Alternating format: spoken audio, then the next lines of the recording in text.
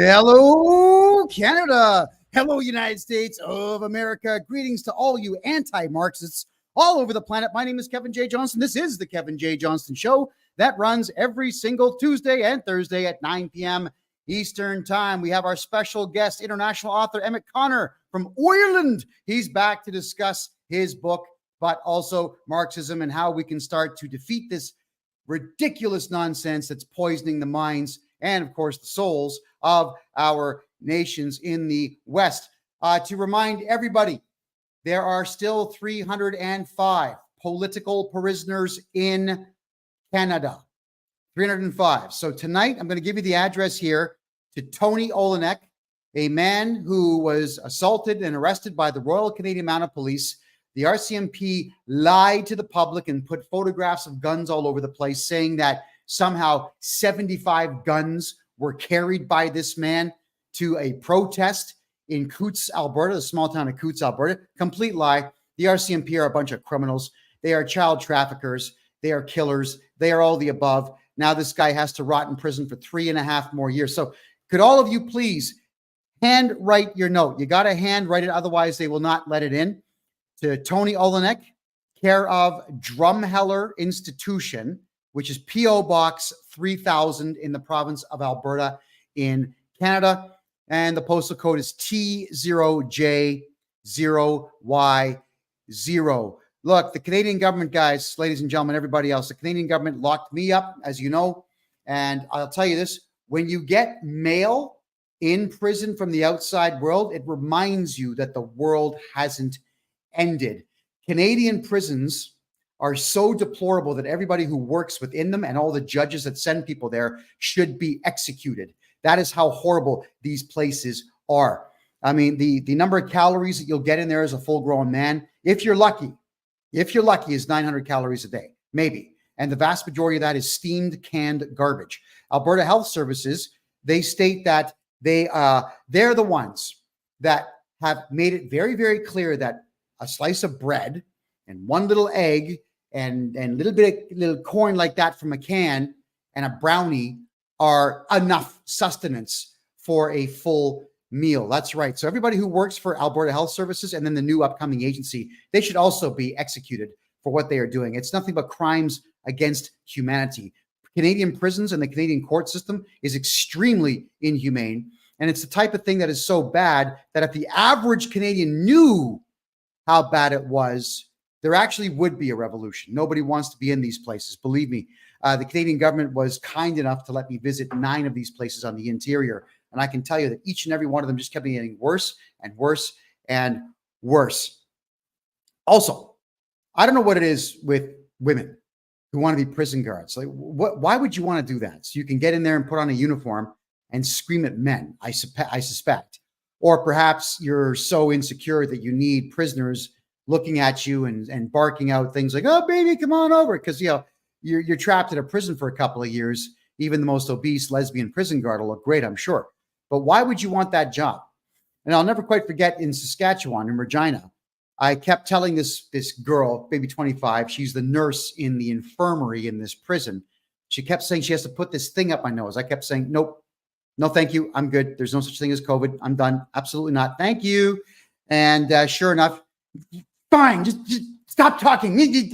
Just screaming at me at the top of her lungs because I wouldn't do what she was telling me to do. Then she calls 3 male guards in because that's what women do when they don't get their way from a man. And the male guard said the same thing. "You have to?" I said, "No, I'll take solitary confinement, please. I'm not putting that shit up my nose. I'm just not doing it."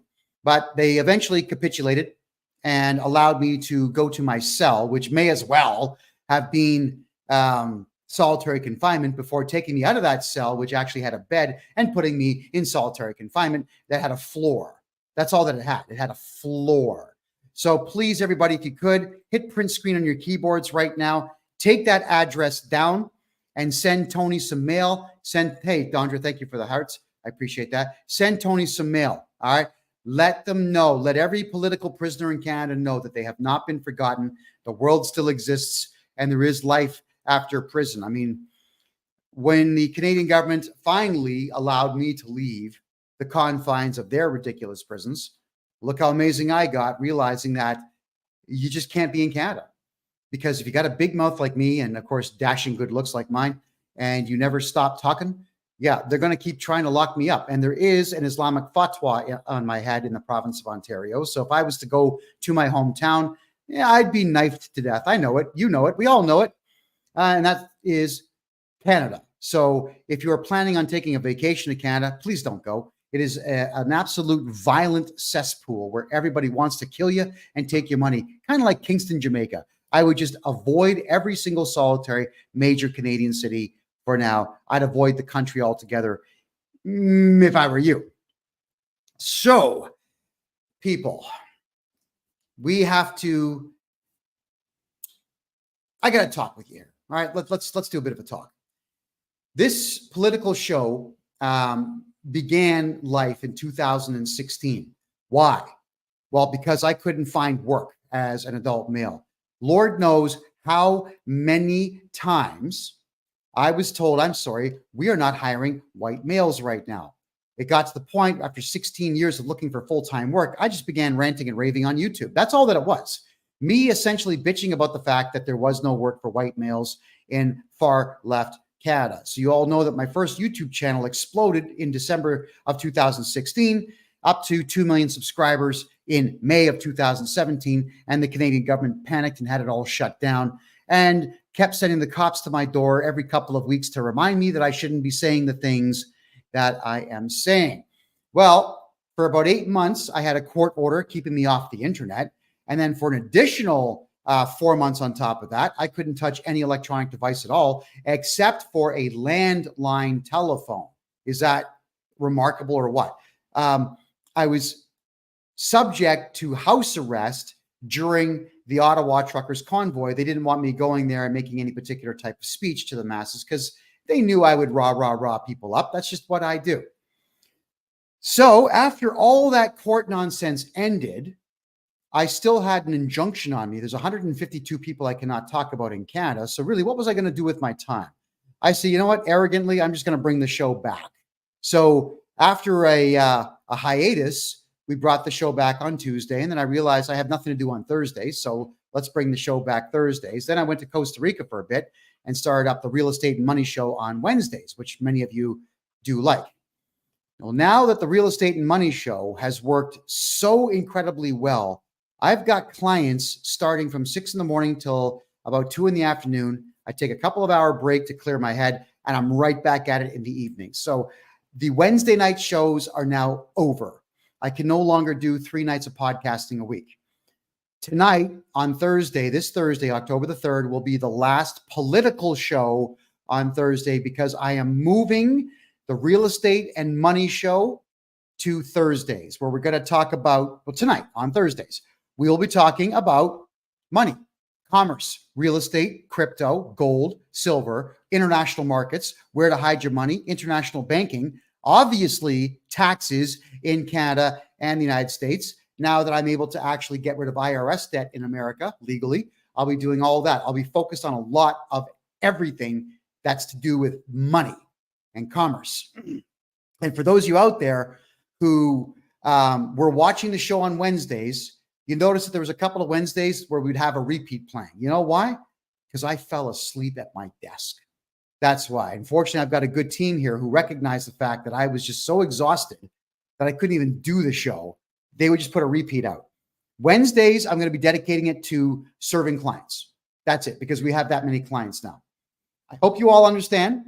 Tuesday will still be the Kevin J. Johnston show, exactly like it's going to be tonight, where it's great political guests talking about great political content. And on Thursdays, you'll learn everything that you need to know about everything else, which is crypto, banking, money, tax, how to beat tax, how to not pay tax, how to get rid of tax, all that good stuff. We're going to talk about all these things on Thursday. So there will no longer be a Wednesday podcast. For the next couple of weeks, there's going to be a 7-minute long commercial for Thursday nights now that will repeat itself from 9 p.m. Eastern time all the way through until noon the next day, just to remind everyone that there are no more live shows on Wednesday. Okay, there we go. And thank you for your patience. And thank you for understanding, everybody. It is a lot of work to put these shows together. It truly is. But as Per all your requests, by popular demand, we're bringing back Emmett Connor from Ireland. He is all set to go in the background there. He's the gentleman that wrote the amazing book that he's going to talk about right now. And Emmett, welcome back to the show. Great to see you. Good evening, Kevin. Great to be back here. All right, let's just jump right into this. You are someone who's been studying this clown here, Karl Marx, for quite some time. You've now written a book about this. Tell us who you are again. Tell us about the book, and we're going to dive into this Karl Marx maniac. Go ahead. Sure. So my name's Emmett Connor. I'm an analyst and author from Ireland. I am very interested in global affairs, and I've been studying them for years. And I was interested in different subject areas. But around 2019, I started to put a book together as kind of a solution for patriots across the world to get us out of this globalist mess, to essentially derail the globalist system by dealing with the main problem we have in our countries, which is that lots of people are brainwashed into going along with this bullshit, and they're always trying to get in the way of the patriots, as we've seen over the years. So that's what the book is designed to do, and it's proven very popular so far. Right. Karl Marx. Tell you what I know about this guy, and then you're going to tell me what you know about this guy. And then we're hoping that all of you out there who have anybody in your family under the age of 30 listens to what we have to say about this guy. Karl Marx never had a job, never held political office, never volunteered his time for a church group or any particular type of wellness center or anything for society.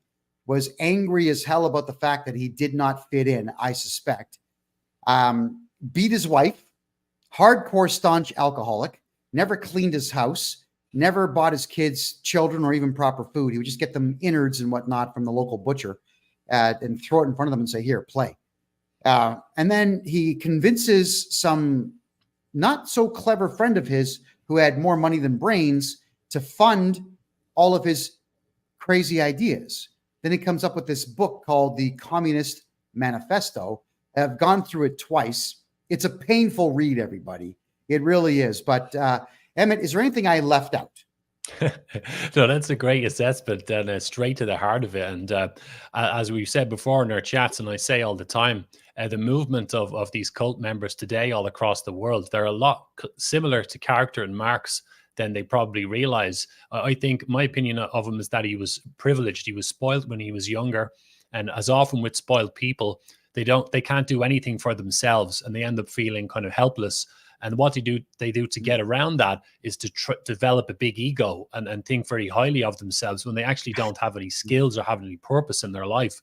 I mean, every single person that around Marx had most people had some sort of a function in their lives. He didn't. So he kind of had this grandiose idea. And I think Engels even said about him once that to be around Marx, you had to worship Marx. And that tells me a lot about him. His lifelong friend and ally said that about him. And they fell out once as well, by the way. They didn't speak for a while. So I think he was a spoiled brat.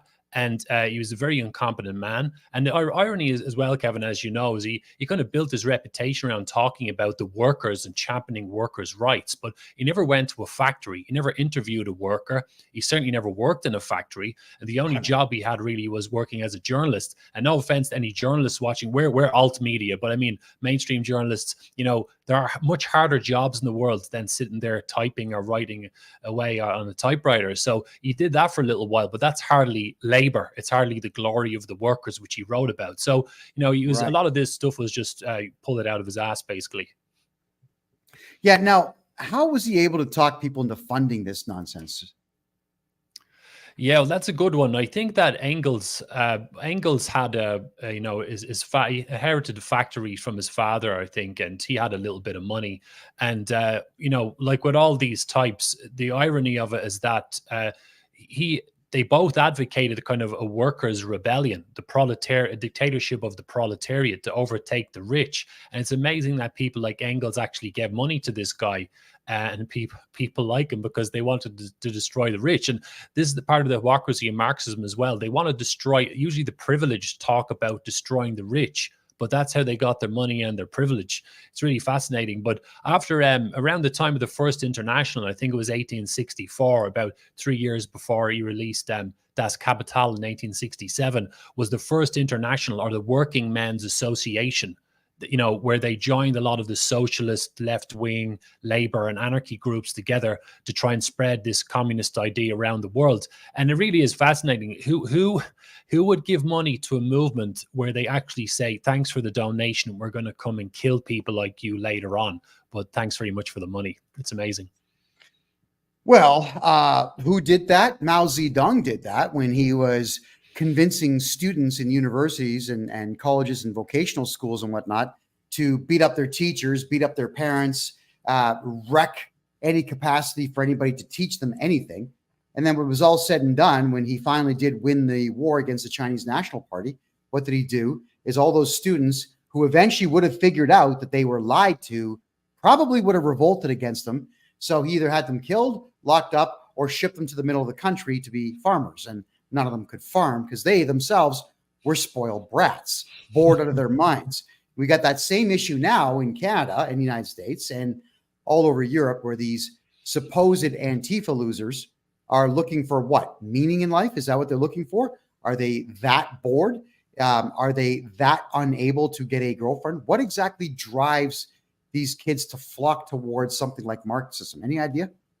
Yeah, it's an interesting one, isn't it? And I've thought about it a lot. And you look at the way they act and you think they could have done anything with their lives, but they decide when they're in college to get involved with these groups. And I think it really ties into that thing of that, you know, of course, when you have the right personality, you can appreciate material things, especially if you came from a poor background, which I certainly did, and I think you did as well, or with not that much income and so on. But the spoiled brats tend to, I think, they're so spoiled that they feel almost guilty for all the things they've been given. They don't respect property. They don't respect working for things. And that's where they're quite happy to destroy things. And they want to destroy their background. They feel maybe ashamed on some level. And that's where the hatred comes from. Because as George Bernard Shaw said in around 1884, I think it was one of the key members of the Fabian Society. He disagreed with Marx and said that when he wrote Das Kapital, Shaw said that it was the sons of I think the privileged class who painted the flag red. So he said it that, you know, the whole champagne socialist thing, it was the privileged who actually started these movements in the big way. Seems like an oxymoron, but it just happens to be the case that they want to just destroy themselves almost. Well, I can tell you this. Yes, I come from humble backgrounds. My father was from Ireland. He grew up in post-World War II Ireland, where if you did not eat breakfast, even though it was cold and had mice or something on it, it was stuck in front of you at lunchtime and you ate it. Or you got the strap or the stick or something. Something was going to make contact with your head or your ass. That is how it was there. He told me a lot of very bizarre stories about just how little food there was in Ireland. And when he came to Canada, he did considerably better than anybody in Ireland would have done at the time. But I still come from very humble roots. I appreciate everything that my folks were able to give me. And I certainly appreciate everything that I've been able to attain on my own. And I've been wealthy twice in life. I have. And I've been flat broke twice in life. And I can tell you being wealthy is awesome and being broke sucks. But I have no interest in lavish lifestyles at all. If I was to make $5 million this year, for example, I wouldn't be buying cars. I would buy house upon house upon house and Airbnb them out and just keep growing wealth, because my humble background says, don't live like a flashy idiot. Don't be like P. Diddy. That's just not the life for anyone. But I think here, these young kids, and you can correct me if I'm wrong, I think that these young kids feel bad, even if they were to get their act together and start making money, they feel bad, I guess, what the rest of the world that doesn't have what they have? Is that what it is? Or is it just that they feel bad because the schools have told them to feel bad about things? Let me get your thoughts on that. Yeah, it's a good one, Kevin, and I've thought about this before myself. Maybe it's a combination of both, because they could be getting indoctrinated by their parents and from the school as well. And actually, I remember an Irish author by the name of Thomas Sheridan made a great point about this years ago. He said that the poor. He was talking about the champagne socialist culture in Ireland, the rich supporting these Marxist ideologies, and he was saying that they romanticize poverty. they've never been through poverty, but they romanticize it in this weird way. Whereas people actually come from poverty know that it's terrible and you don't want to go back there. The rich, I don't know what it is, these privileged types, that maybe they have romantic ideas about it mixed with guilt, and then that fuses their thinking, and that they feel bad about having all this wealth, and they think that this financial equality shouldn't exist and so on. And that's what pushes them to support Marxism. I think that guilt is probably a big part of it, but I'm not really sure where it comes from. We'd have to, judge it on a case-by-case basis. Well, if you are out there and you have lived somewhat of a privileged life compared to the rest of the world, you should just be eternally grateful for it, as opposed to feeling one bit bad about it. And let's be honest here. I have been to a couple of really nasty, vicious, vile third world countries. And I can tell you, these people don't have the intelligence to have wealth like that. They would never have the intelligence to build it. And if you gave it to them, within a month, they would destroy it. The funniest story that I was ever told about Budapest, or Budapest, as some of you would say it, in Hungary, was the government felt bad for the gypsies. These people are nomadic. They don't own anything. They just piss everybody off everywhere they go. So they gave them, the gypsies, a whole building to live in. And what they did, instead of taking care of it, is they popped up all the wooden floors and burned them. One guy took his horse to the 12th floor and killed the horse. Like, he actually slaughtered the horse on the 12th floor, and it bled all over everybody else down below. They started pulling all the wiring out of the walls so they could sell the wiring. Now they had no lights and no heat, but they were saying, oh, it's your fault there's no heat in this building. Some people's brains are just so inferior in every way that they don't belong in society. And I do believe that this schism that we have in the human race right now, the intelligent and the unintelligent, needs to exist. It needs to be honored a bit more. We're seeing right now with third world trash running around all of Europe right now, and Canada and the United States. And what's happened? Civilization has fallen in less than 10 years. We have to separate these people from the civilized world and not feel one bit bad about it. Let me get your thoughts.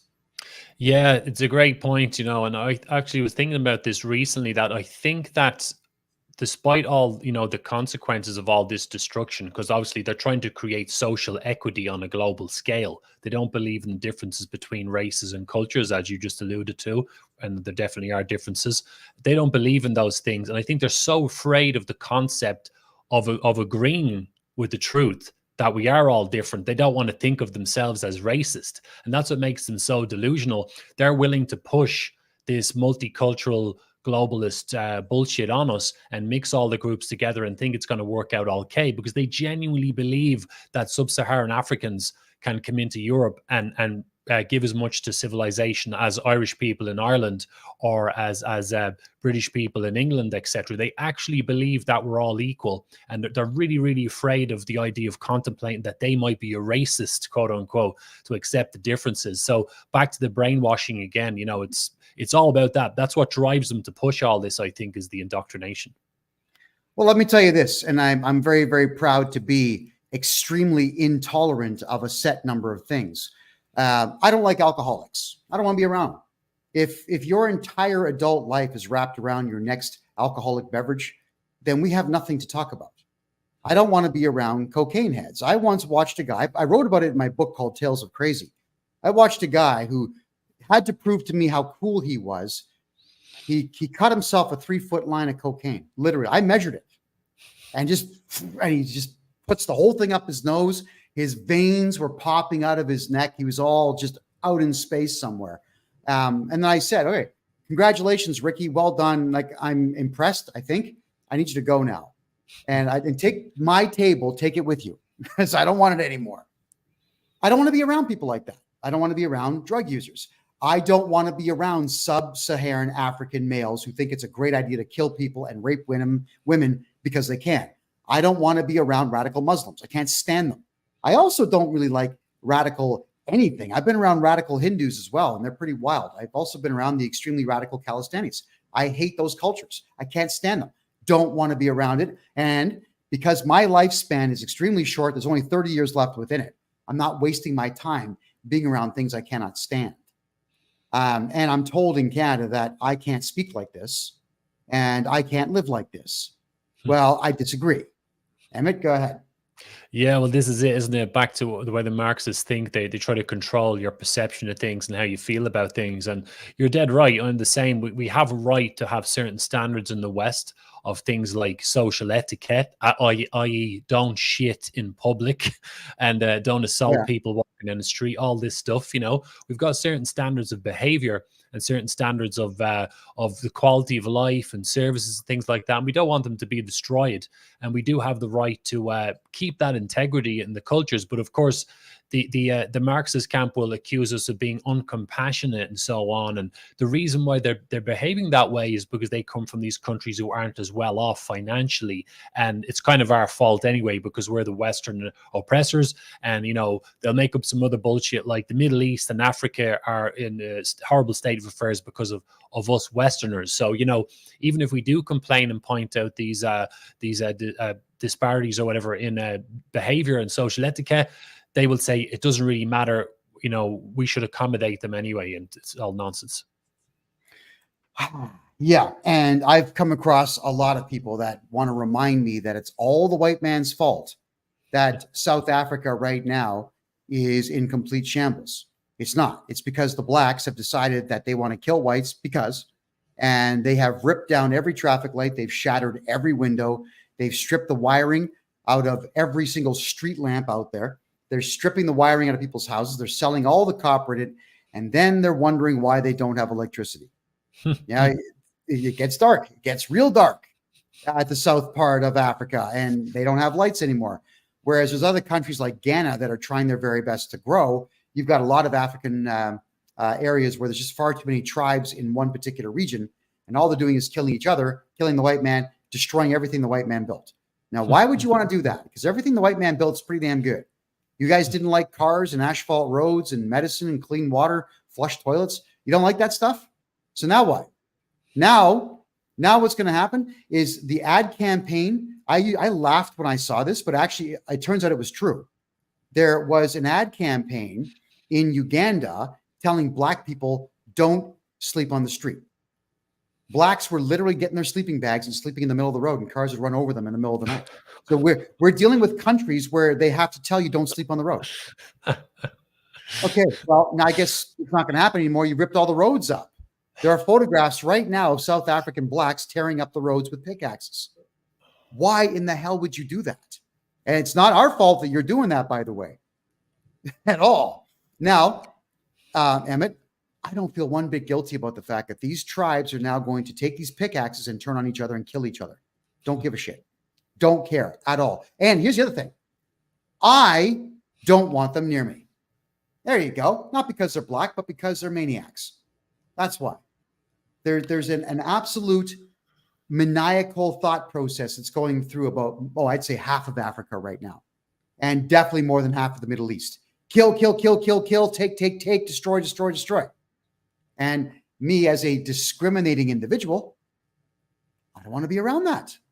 I want to be around intelligent people and pleasant people who build, not destroy. Your thoughts? Yeah, this is, I have a section in the book where I break down continent by continent where the brainwashing and communism is kicked off and such. And Africa, it's a common misconception, the Marxists like to peddle this narrative that the Westerners destroyed Africa and so on with colonialism. They're very, very good at making up these narratives. But it was actually Marxism entered the picture in the 20th century and kind of whispered in people's ears, would you like freedom from your European colonial oppressor? And that started the process of all these countries getting their liberation from, France, Portugal, Holland, Italy as well to a degree, all across Africa, all the old empires started to give these countries independence. But then what happened was the Marxists, the black intellectuals came in, people like Kwame Nkrumah and there's Julius Nyerere and people like that. They went to college, got brainwashed with these Marxist ideas, came back and started talking about African socialism and started to run their countries with this idea. And all the black people there thought it was great and then ran their economies into the ground and destroyed all the infrastructure that white people built. I mean, look what happened in, you mentioned South Africa, look what happened in Zimbabwe or Rhodesia with Robert Mugabe. same thing. And to tie it into what you said earlier, at one stage they were attacking the whites in Zimbabwe from 2 different countries, and they were actually attacking the infrastructure. And then they got surprised when they ran out of running water and electricity, for God's sake. It's just mental stuff. And so is that wave of destruction caused by Marxism, which has destroyed Africa. And you could say the same thing about the Middle East as well. And we think, where does the animosity comes from? It comes from that brainwashing that makes them think they are oppressed. And what ruined their country was the whites. And that's where the anger comes from. And that's why it's, like someone, like you living with your parents when you're a kid, who are looking after you, giving you everything that you need. And someone whispers in your ear that they're oppressing you. And, they're treating you badly, and you start to burn the house down. It's just psycho behavior. And that's where all the animosity is coming from. And we see that today now when they're invading the European countries. Not only are they coming in and getting all given free stuff, but they're coming in with this animosity. They're coming in with this hatred for white people. And obviously the state's not doing anything to stop them attacking white people, because it's part of the plan. Yeah. So white people out there, you got to understand the cops will stop you from protecting yourselves. Like I've said before, if you want to survive this onslaught of blacks and Arabs coming into your white countries, you have to arm up, wear chainmail. You got to wear chainmail now. I hate to say it, but y'all got to do it. And you have to shut down your police departments, because the cops will stop you from defending yourselves and your families. The police right now are the problem. Everyone says, but Kevin, they're just following orders. But they're choosing to. Everything is a choice. That shit did not work in the Nuremberg trials. When Nazis were being accused of cutting Jews in half for fun. Oh, we were just following orders. I mean, like, we did it, but just following orders. That's okay, right? Well, it didn't work. And you cannot allow cops to get away with using that as the excuse. I theorize, I can't encourage this in any particular way, but I've theorized that because in Canada, and I'm sure in Europe as well, there's a lot of backhoes out there. You've all seen it, everybody. The big scoop that comes down and can pick up all kinds of dirt and soil. What if we just started ripping out all the electrical lines that go into police stations and the courthouses and the jails? Just take it all out. The electricity, the water pipes, the gas lines. How long would it take them to fix that stuff? And then what if you dug it out for a full 200-300 yards? They've got nothing. I mean, I'm surprised that no one's been running into the parking lots of police stations with drills and just drilling holes in all the tires, stopping the cops from doing their patrols. The police are stopping us from protecting ourselves and putting us in jail for protecting ourselves. And the laws state that we cannot, in any particular way, criticize the police for it, criticize the government for it, or criticize these invaders who are not white because, reasons, racism. I'm sick of it. Yeah, in Ireland, we have that situation as well now, where the cops are starting to become much more heavy-handed. And as I argue in the book, the kind of globalist system, the globalist Marxist system, doesn't have to hide its intentions so much anymore. It's starting to get more heavy-handed because it has the migrants to back them up now in whichever country they're causing trouble. And in Ireland, we have the police forces becoming more heavy-handed and starting to, people are trying to fight back migrants being put in. The cops are getting heavy-handed. And to tie into what you're saying, when these are Irish, the majority of them are Irish police officers with families and houses within the Republic. I mean, they're not in some other distant planet or a different island and they get shipped in for the weekend. They actually live in these communities. And I'm waiting for the time when Irish people in general wake up that this is a war and they have to stop being so nice. I think it's ridiculous that there's only a few hundred guards or cops are able to control, 10,000, 15,000 people. It's like the sheepdog. Like I was saying before, one sheepdog against 100 sheep, the sheep could easily kill the dog, no problem at all. But it's psychological. They don't want to go for, no one wants to get bitten. So no one steps forward. Only one person has to take the bite and the rest can finish the job. So, it's terrible what's happening. And, people do have to start getting nasty and taking direct action, because I don't think anything else is going to work, to be honest. No. And here's the interesting part too. And actually it's the amusing part for me. Is when the migrants just don't want parking tickets and they start attacking Irish and English cops, and the cops have no clue how to fight. Help! Yeah, they're screaming like women. Good. This is what you wanted, piggy. So, deal with it, man. Emmett, I was trying to warn police officers all over Canada back in 2017. These migrants will kill you. And you guys don't get fighting training anymore. You don't know how to shoot guns anymore. You have no clue how to defuse a damn thing. And they're hiring fat lesbians and short beta cuck males who are like 5'2", 5'3", who are male feminist losers. What the hell are you guys going to do when these migrants come after you? And I said, guys, there was a day that I said, coppers, come on, like let's become a unified team here against the invaders. I'm thinking, you know what? Fuck you. Let the invaders take you. I don't care anymore. I am out. You cops out there are willing to do whatever it takes to absolutely destroy Canadian-born people. I pray now that these invaders, that these Muslim invaders, these radicals, these crazies from Africa, now I'm praying that they win. They go, dear Lord, let them win. Let the cops have exactly what they seem to want. They seem to want this. Give it to them. I won't be touching the cops, but I won't save them either. I'll just be the guy that reports on it saying, told you.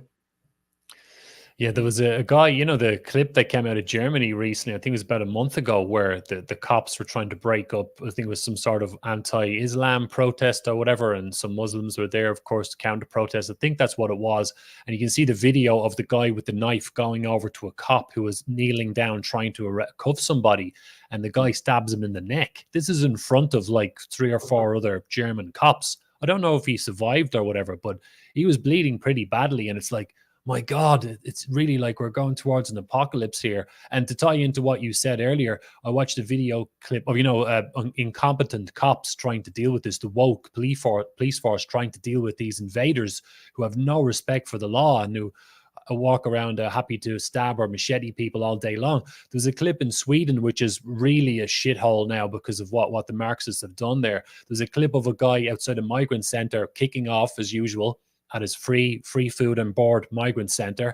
And he kicked off and the cops showed up, and it was 2 females who were probably not more than like 5'3", 5'4", 20, 30 kilos overweight. And he was slapping around. It was like watching a couple of otters or seals are flapping their arms at him.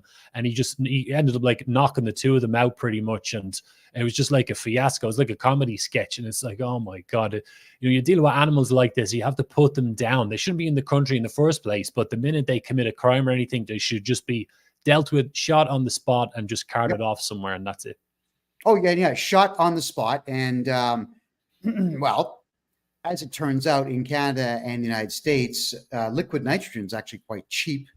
Just freeze the bodies, shake them down, and fertilize the nearest garden with them. That's the new way of disposing of dead bodies in Canada now. You can cremate, or you can be frozen and shaken into dust and put into the garden. Let's do that. I mean, that'd be a lot of fertilizer. And I'm okay with this. And I say that with no pride. It just sucks, Emmett, that I had to leave my home country to be able to have this specific conversation with you. Yes. It's pathetic that I cannot be in Canada and talk like this. Because I know that there are a lot of cops in Canada that think exactly like I'm thinking now. But it doesn't matter that you think that way, guys. What matters here is your actions. And you, all of you, know that Trudeau, for example, is guilty of treason. You could go arrest him. You'd be a hero. Any cop who had the balls to just go and arrest Trudeau would be a millionaire overnight. Everybody would donate everything that they had to this guy. So could one of you maybe grow some balls and go be a hero? You might do a little bit of time in jail for it, maybe, but you'll come out rich and famous and loved. Try it, guys.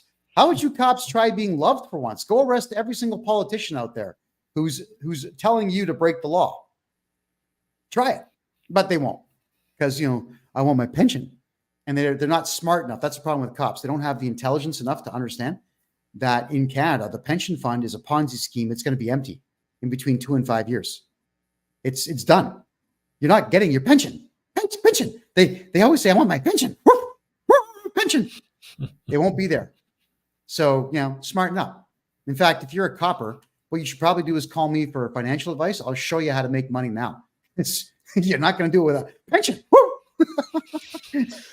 Now, is this something that's commonly said with cops in Ireland and England and the United Kingdom? Is there pensions that are so good that they'll disobey or they'll commit treason to protect the pension? Is it good? Hmm. Or are they just stupid? I've spoken to a few cops recently, and only a few in the last few years, and half of them pretty much left because of all of the bullshit, where they're getting all this abuse in the general public. They're getting abuse on that side, and from the higher command, they're getting all this woke bullshit and these messed up rules. So a lot of them are left. I'm wondering if the ones who are staying, they might be true believers in this new woke police stuff.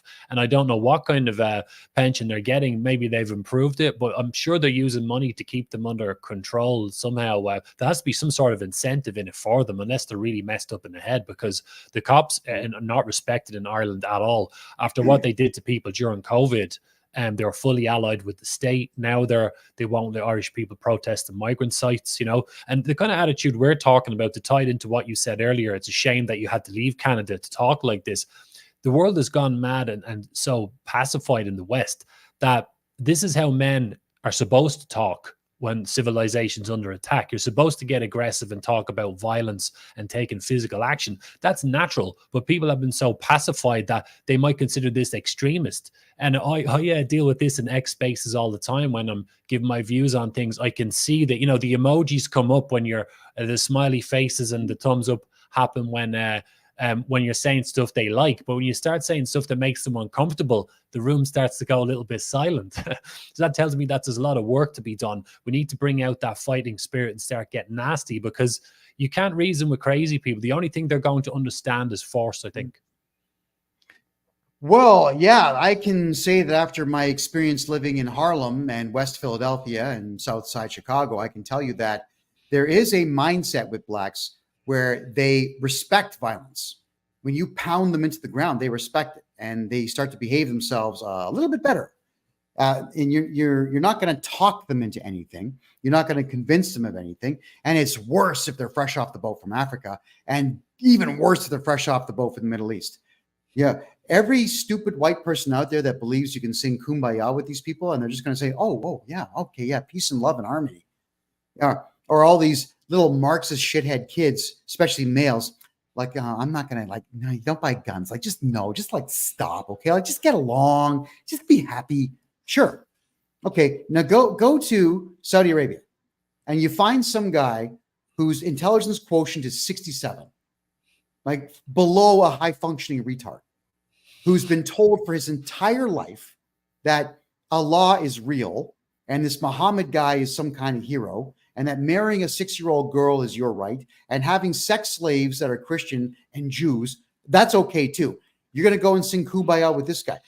How would you even reason with a brain that stupid, that's been poisoned for that long? The solution is war. And I am all for it when war brings about the betterment of society by the complete and total destruction of a really bad idea. Your thoughts?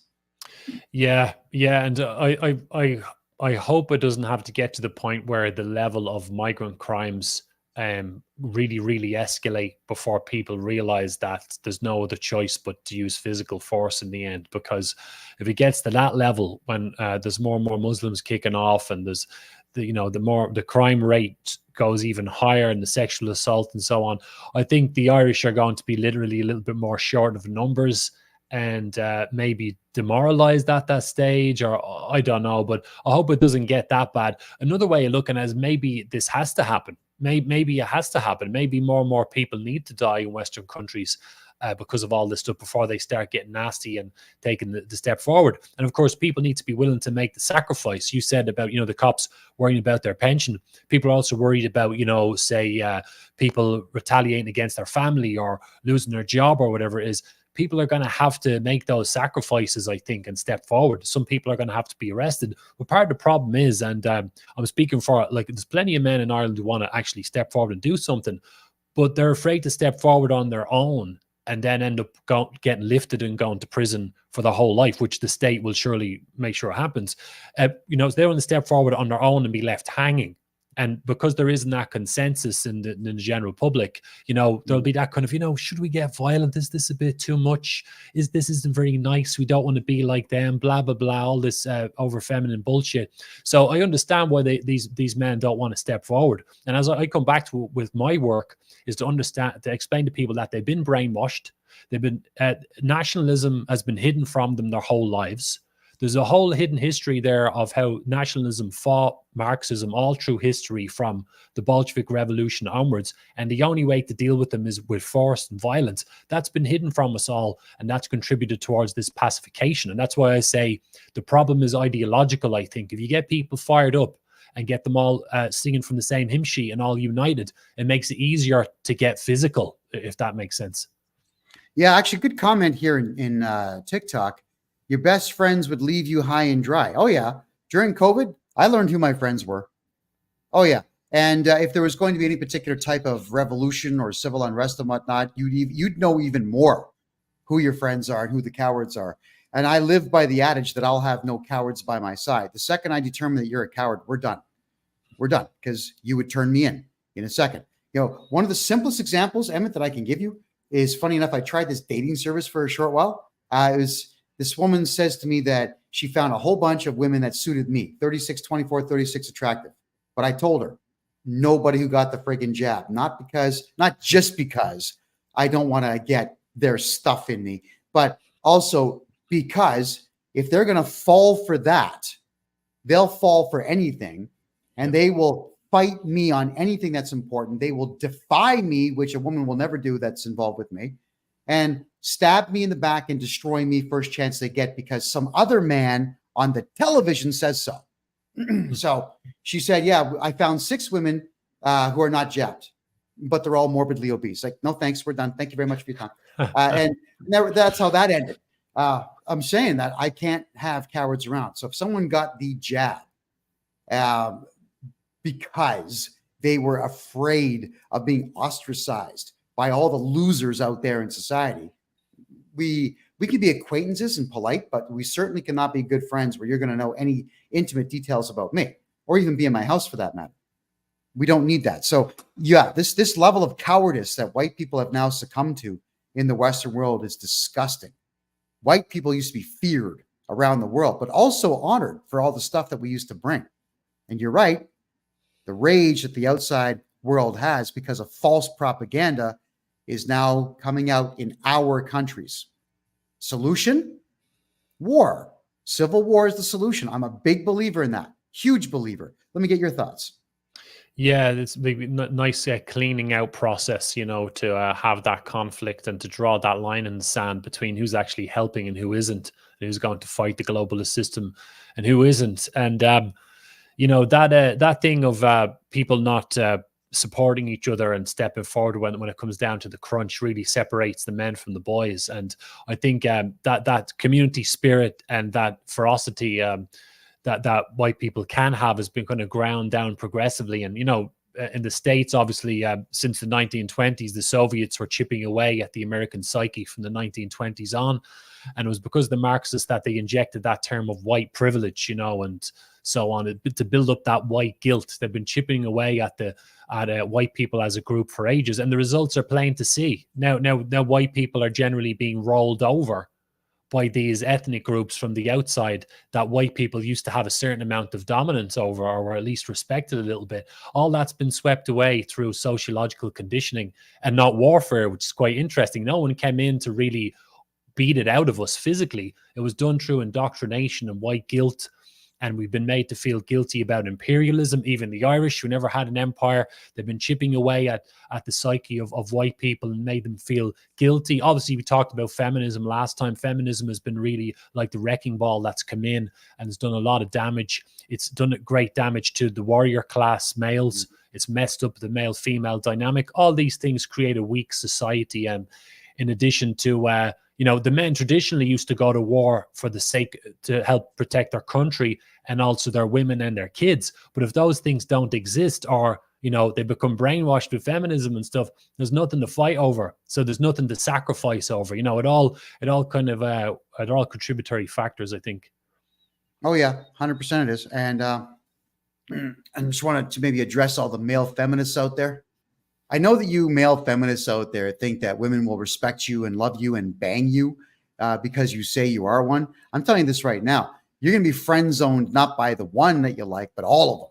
And they're all going to take advantage of you. Your wallet is going to be empty. Yeah, feminists, all of you need to die.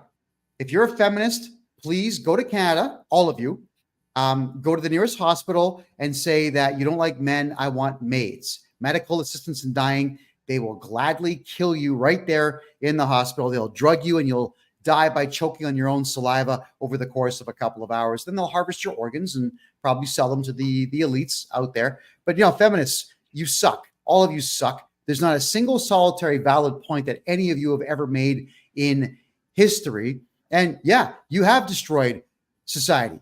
Now, Emmett, I say a lot of things about women, and women don't hear the actual message. They just hear a middle-aged, gorgeously handsome, middle-aged guy criticizing women. He hates women. He's a misogynist. That's number one. Who hurt you? That's the other one. Like, that's not original. You all say that. It's not even funny. The next one is, oh, you're projecting your hurt onto all of us. Actually, I'm not one bit. As men, typically, once we get over a broad, that's it. It's done. You remember the good times. I mean, I remember a lot of the good times I had, even with the worst of my girlfriends. No, it's not a matter of that, ladies. It's a matter of I'm telling the truth, and you have no counter argument, and you can't beat me up with your words. I'm not falling for any of it. I don't feel white guilt, and I don't feel this misogynist guilt I'm supposed to feel. Telling the truth about a woman does not make me a hater. It just makes me honest. And I'm smiling when I do it. So let's just cover a couple quick things, get your thoughts, and then we got to cover Karl Marx here, big time. Sure. Yeah. Well, the feminist brainwashing. Hold on, wait. I got to make a point. I got to make a point because you got to comment on my point here. It's almost 40% of the politicians in Canada are female now. And we managed to find the dumbest, most arrogant, most feminist, most vitriolic piece of shit women we could possibly find and put them in charge. The other problem is we found all the disgusting, morbidly obese, unintelligent, classless, tactless maniacs and put them in charge of the education system. Then we found all the feminist, faggot, loser males out there and put them in charge of the court system in Canada. So when I say these things, I'm misogynist.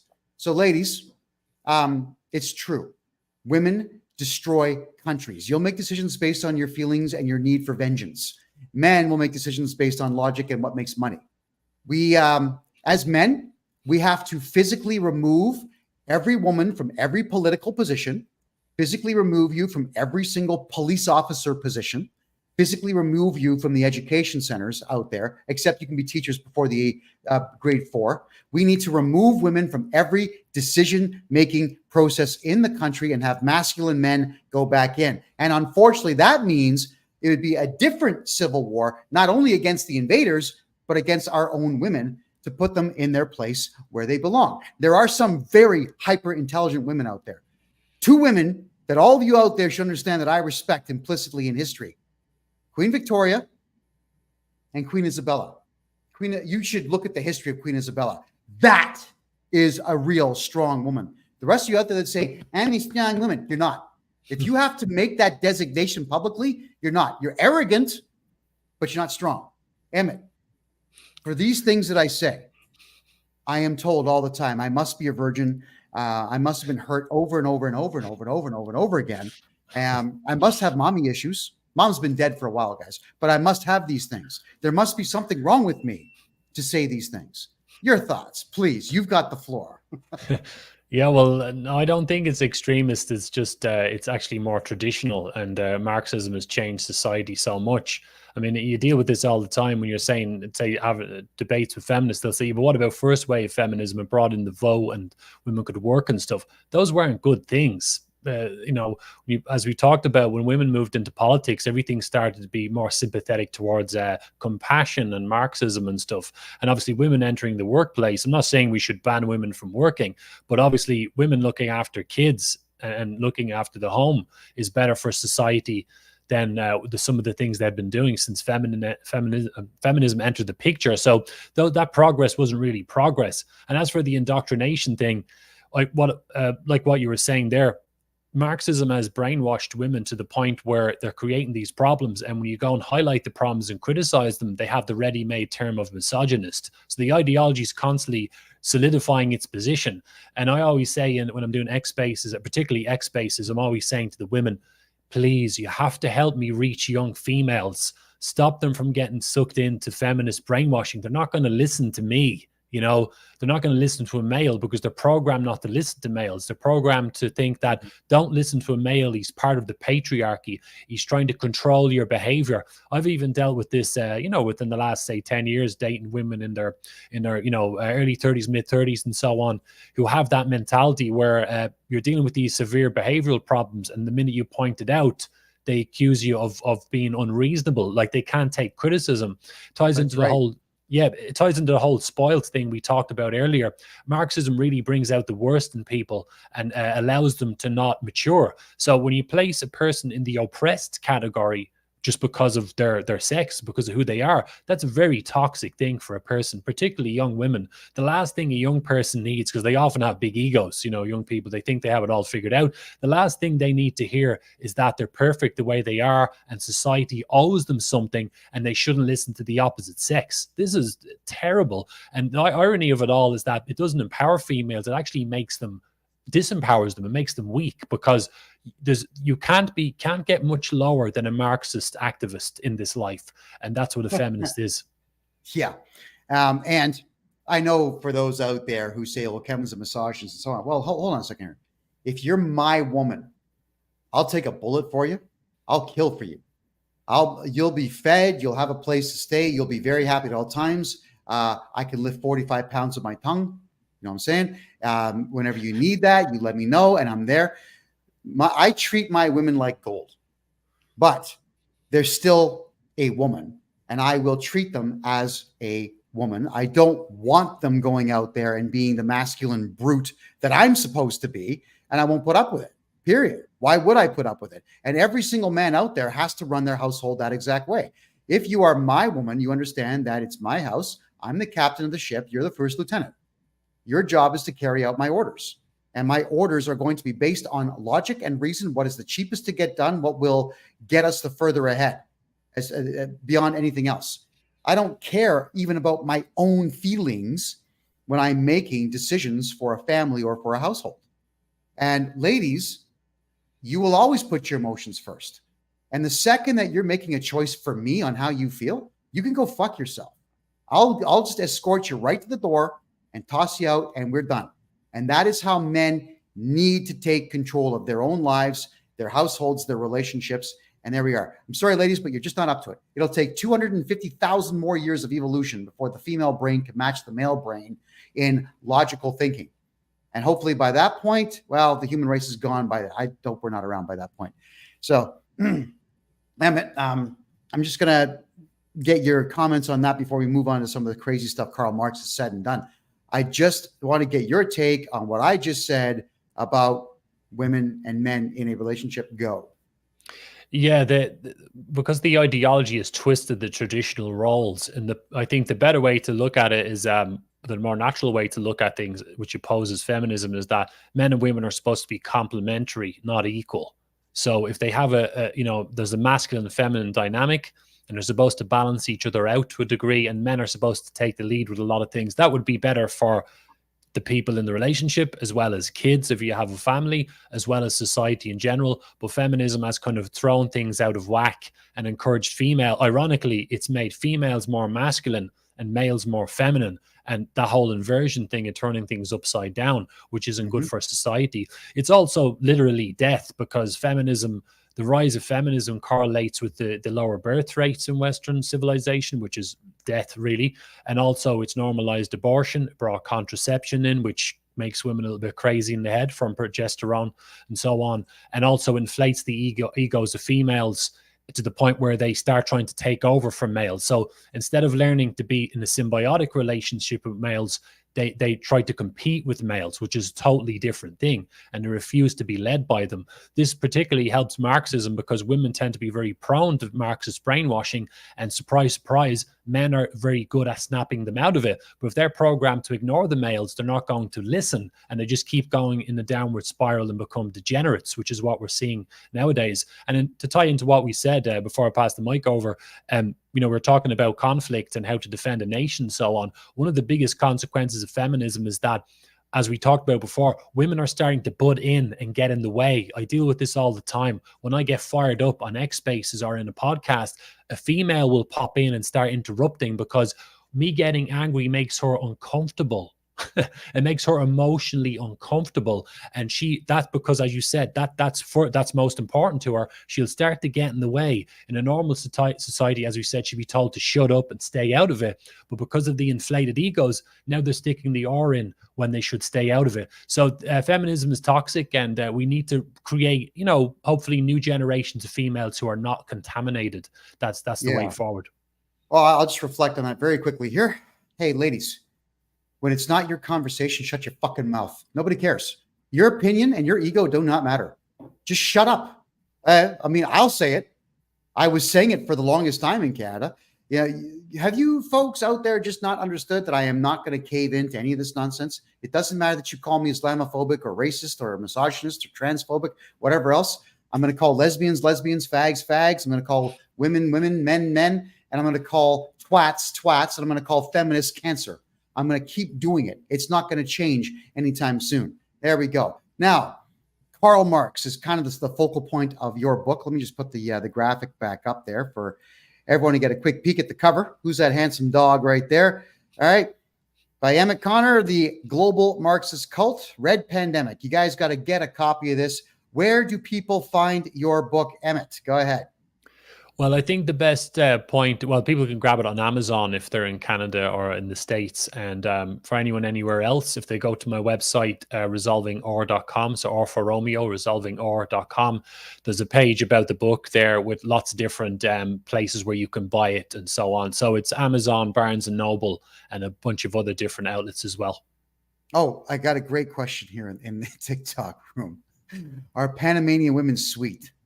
Oh, yeah, they're exactly opposite Canada and the United States. My Lord, they are so nice. They come over, they cook for you. They clean the kitchen when they're done cooking. They won't let you wash the dishes. And when you're done in the morning, they cook breakfast. They clean up the apartment. They make the bed. Yeah. Oh, yeah. Yeah. Not that I have any idea what I'm talking about, of course. Alrighty. Karl Marx, everyone. I'm going to throw some Karl Marx quotes out there. Keep people from their history, and they are easily controlled. Karl Marx. Absolutely. Oh my God, absolutely. The only thing in Canada that's historical that young Canadians know, white men took the red men's, we killed the natives and took their land. That's history.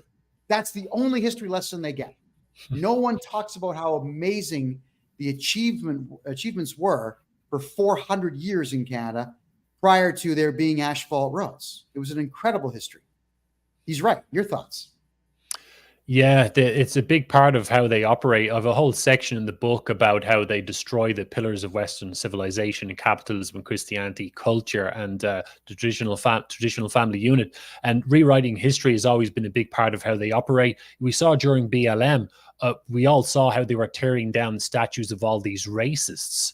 But as I pointed out in the book, I noticed that they were erecting statues of Lenin and Nelson Mandela and so on in different parts of the world. So again, it's nothing about anything noble. It's about the ideology pushing its narrative forward. So it's important for them to rewrite history to create narratives like the whole slavery thing. Only white people are slave owners and so on. It's a really important part of their strategy. Oh, yeah. And to remind all of you who think that right now in Saudi Arabia, you can buy black males as slaves on the dark web. And it'll even tell you if the black male is castrated or not before you buy them, because they're more expensive. They're worth more without their balls and penis on. Yeah, right? That's Muslims doing that in Saudi Arabia right now. While white people abolish slavery, the Muslims, they're in on it big time, and they're using technology to make this thing work for them. So go fuck yourselves, anyone who think differently. I'm sick of hearing that nonsense. Alrighty. Karl Marx says, my object in life is to dethrone God and destroy capitalism. Wait, why? This was an unemployed, alcoholic, wife-beating loser. What exactly was this guy's problem with capitalism? Was he just too stupid to be involved in it? Like, go ahead. Let me hear it. Yeah, well, yeah, it's interesting that he was really against God before he even went near the economic stuff. He's a really bizarre guy, and it's quite interesting that I think the economic stuff was just a way of creating an ideology to destroy civilization, but his real agenda was to be in defiance of God. And in that poem, Ulanem, towards the end of one of the verses in that, he said, "Then I will wander, godlike and victorious, through the ruins of the world, and my words having an equal force, I will be equal to the Creator." End quote. So this guy was like, had a massive ego problem. And actually, I know it sounds a little bit strange. He most certainly was a Satanist, and he was involved in some groups in London and so on. But the thing is, some people have said, was he possessed? Maybe he was. Maybe some people are just a little bit sick in the head, and they seem to personify this anti-humanity thing. Because you look at what Marxism has done all across the board, it's anti-God, anti-nature. The trans movement, feminism, like we said, abortion, denies culture, it denies racial differences. All across the board, it represents Satanism, which is anti-God. So that sentence sums him up very well, or that phrase. Yeah, here's one of his theories. He says accumulation of wealth at one pole is at the same time accumulation of misery, agony, of toil, slavery, ignorance, brutality, mental degradation at the opposite pole. Now, I'll tell you why I disagree with that particular statement, because I've been a business owner in the past, and I can tell you it's a pain in the ass. It's a lot of work. Everyone thinks that the owner of the company makes money and lives at large. Well, if you don't reinvest 50% of what you make back into the company, you don't make money. And all it takes is just two bumbleclots, two complete idiots in a row to be hired to completely ruin you. Being a business owner sometimes really sucks. So he never took that into consideration. Also, if someone is manufacturing pencils or pens or whatever it might be, and you're able to feed your children manufacturing this for some other guy, what exactly is the problem? You've chosen to work for this person, and this person's paying you for the time that you're giving to him. Please tell us what's wrong with that. Now, I want to get your thoughts on his statement there. Go ahead. Yeah, there's a real cynical, I mean, in parts of the manifesto, they kind of give credit to capitalism and so on, and some of the positive aspects of, the bourgeoisie and so on. But overall, it is quite cynical in the way they looked at things. And again, this is coming from the mind of a man who never interacted with an employer in a normal job. So a lot of it was just speculation. I can't believe Engels didn't set him straight. But in Das Kapital, he had the idea of the labor theory of value, which said that when you run a business and someone's working for you and you pay their wage, you are somehow stealing the value of the wage you're giving them. I mean, again, he's just pulling stuff out of his ass. As you just said there, you perfectly summed it up about, again, back to the spoiled brat thing. If someone is very ungrateful, like Marx didn't look at it, it was a very negative way of looking at it. It wasn't like people didn't have money back then. Capitalism lifted people from poverty. If you got offered a job, even if it was shit money, it was better than trying to forage out in the fields or hunting or whatever. So it was a very negative way of looking at it. And this whole idea that business owners were, profiteering and oppressing the workers is very negative. He could have looked at it on the positive side. I'm sure a lot of the workers would have, back those days, would have appreciated having some money in this new world, to look after their families and so on. So again, it's a distortion of the reality, basically. Yeah, he never once considered the fact that most business owners don't even make money until the third year.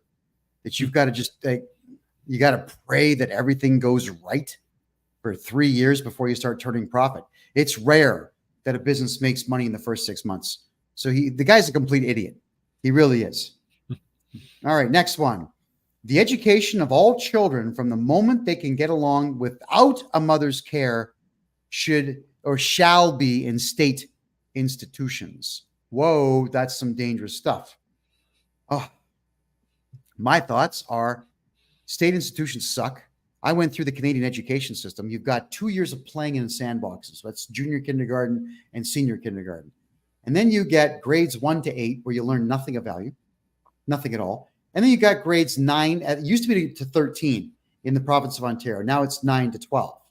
So the first 18 years of your life, you've wasted them in these institutions where you have to line up to get in the door, like in prison, sit there like this, quiet, like in prison, get a small lunch break, like in prison, get a little bit of yard time, like in prison, and then be excused from select duties, like in prison. So you're in prison for 8 hours a day, learning nothing of value. The state need not educate anybody at all, because the state education in North America is in your way. It's not helping anyone. Go ahead. Yeah, the 10th plank of the Communist Manifesto advocated for free education in public schools. And as we know, everything they had a sneaky purpose or nefarious motivation behind it.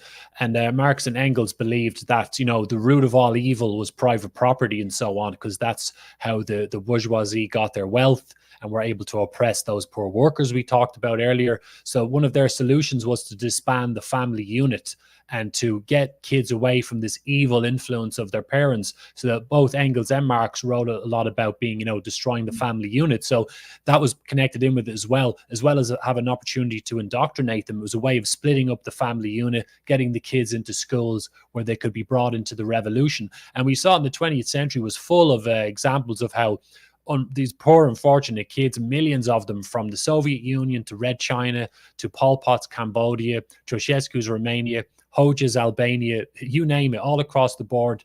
They took the kids as young as possible to brainwash them, and then they became members of the revolution, turned them into good little communists, who even turned on their own family members as well. There's a few cases in Russia back in the early days when Stalin took over of kids coming home and saying stuff like, fresh out of their socialist indoctrination academies, coming in from the Soviet education system and saying, God is a superstition, stuff like that. We need to join the revolution. And then the parents would complain, and then in come the commissars to take the parents away, So education, public schools, they've been building this system up for quite a long time.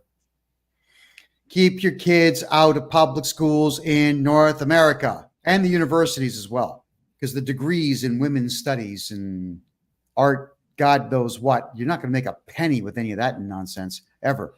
God. All right. Karl Marx says, take away a nation's heritage and they are more easily persuaded. Oh, God, yes. Canadian heritage is gone. Simple heritage in Canada used to be all the kids got broomed out the door, go play. Here's your bikes. Here's a soccer ball. Here's a hockey stick. Here's an orange ball. Go play. That was it. Go have fun. We had family TV night, because television used to be the kind of thing where you'd race home for a really good show and you'd all culminate as a family, popcorn, milkshakes, pizza. That's all gone. We also had the Boy Scouts, right? That was an incredible experience. When I was a kid, when I was 10, it was Cubs. It wasn't even in Scouts yet. We had the camping culture. We got driven out to the middle of nowhere. There was 3 of us. We all got 3 matches each and a small tent and sleeping bags. And they said, go. All of you, get out of here. We'll see you Sunday. Be here at 12. And this was on a Friday afternoon. So, okay, what do we do? And we had to go out and set up tent, get the campfires rocking, and we had to go fish for our meals. This is what we used to do in Canada. That's all gone. It's all gone. The Boy Scouts now, it's all full of girls. And boys and girls should not be together in Cubs Scouts or Scouts, Boy Scouts. The name, Boy Scouts, Boy Cubs. Keep the girls away. It's horrible. We have priced ourselves out of the market on our own national passion. Lacrosse is the national sport, but hockey's the national passion. And we can't afford it anymore. It's between $2,000 and $3,000 for a season of hockey. Parents don't have that kind of money. If you want to rent the ice as an adult and just jump on the ice with your kid, it's $385 an hour to do it. So we can't even afford our own culture.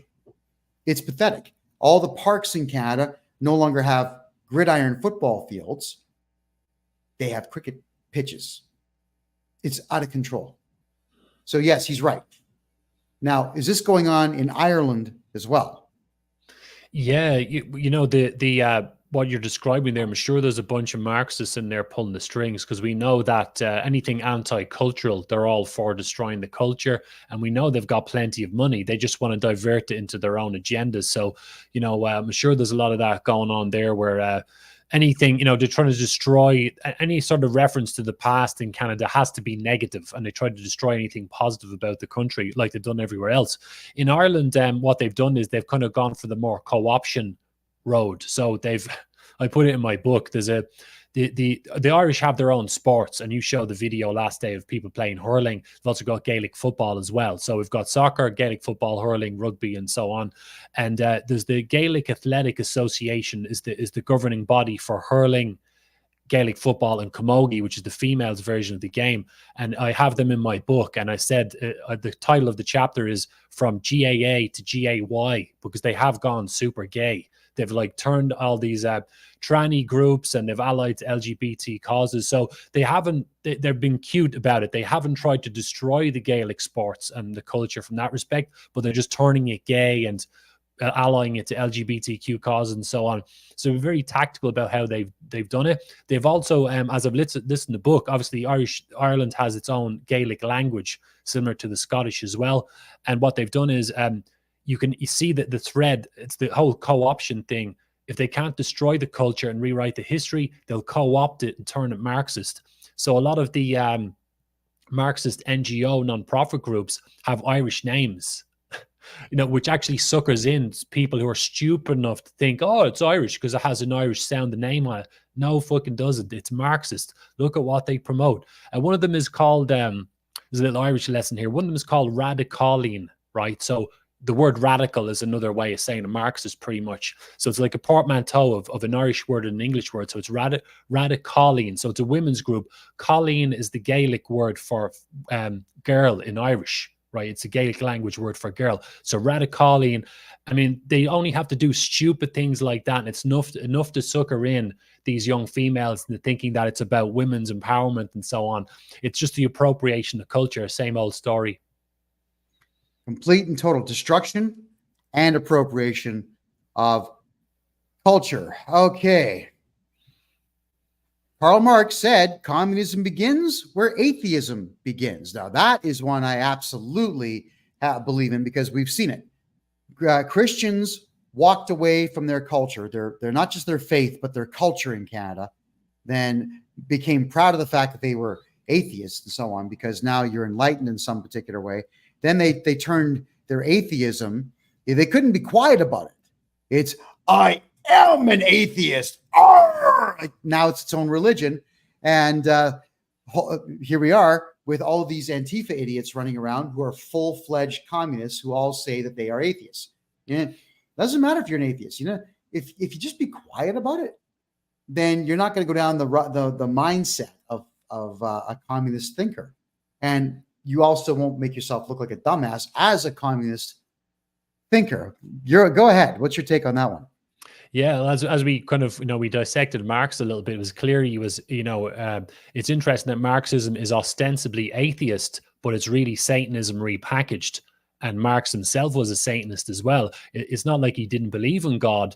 He believed in God, but hated God. There's a big difference between those two things. So, the modern day Marxists, the regular everyday cult members, they obviously no comprehension of all of that. They believe that atheism is higher intelligence. It comes from the whole historical materialism thing that Marx and Engels pushed. They were like hyenas, or who stole the ideas of G.W.F. Hegel and a lot of the previous philosophers, but boiled it down into this horrible materialistic worldview. So even though Marx believed in God but hated him, the ideology itself spawned this atheism. And it's very important because it allows Marxism to destroy the normally existing moral structure to society, which Christianity kind of contributed to in the West. It's one of the pillars of Western civilization. So this is why Marxists set out their stall as atheists. It's just a smokescreen. They're pretending that atheism is more logical, Christianity is irrational. And you hear them say it all the time. They're doing it to destroy Christianity because it's a competing ideology. They need to destroy Christianity because it's too popular. It's got its own moral standards. And that's why they've gone after the church. So atheism is a very important, it's an idea. It's like a wrecking ball to take out their opponent, basically. Yes. And everyone who's a member of it is very, very proud of it. It does, again, just you know what? A lot of things are better just kept to yourself. Don't you think? Hey, do you actually need a flag with brown stripes on it to indicate that you're into scat? Do you really need that? Do you really need that yellow flag that's got 9 shades of yellow on it to indicate to the whole world that you like to drink urine, like male urine from them? Yeah, they have these flags, all of these weird flags out there. It's incredible that everybody must declare what they are and what they're thinking and what they're feeling.